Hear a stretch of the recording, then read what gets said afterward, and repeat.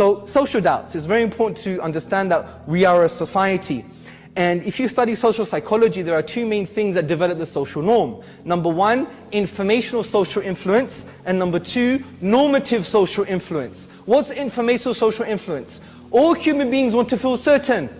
Now, if I don't feel certain about something, for example, God's existence, proof of Quran, Muhammad sallallahu alaihi wasallam, I'm going to go to my subgroup to find that certainty.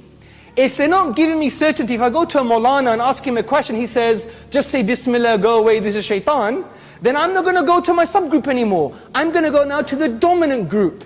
And if a secular atheist culture becomes the dominant group, then there you go. That's what's going to happen. That's how human beings work from a social psychological perspective. Normative social influence is about belonging. I want to belong, right? There's no such thing as a personality on a desert island. What does chilling out on a desert island really mean? Well, you're on your own, right? What does being compassionate really mean on a desert island? You have to relate to something. As the famous wise sage Bruce Lee said, to be is to be related. We know ourselves through our relationships, right? So we have a sense of belonging. Now if I go to my subgroup, the Muslim community, and I have some quirky ideas, I'm a bit of a free thinker, maybe I don't look just like you, my beard's a bit too short, and maybe I'm wearing funky trousers, but I still want to connect with you. But if that community is intolerant, and that community is shunning me away, and that community is saying that you're a deviant, that you don't know what you're talking about, that you're stupid, and we have this ethno-religious cultish mindset about certain things, then where they're going to go? They're going to go to the dominant group. Reap what you sow, brothers and sisters. Don't get me wrong, we have our positions.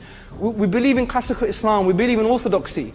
But we have to know how to apply that in the 21st century with all of these differences, so we bring people closer to Allah, not to push them away.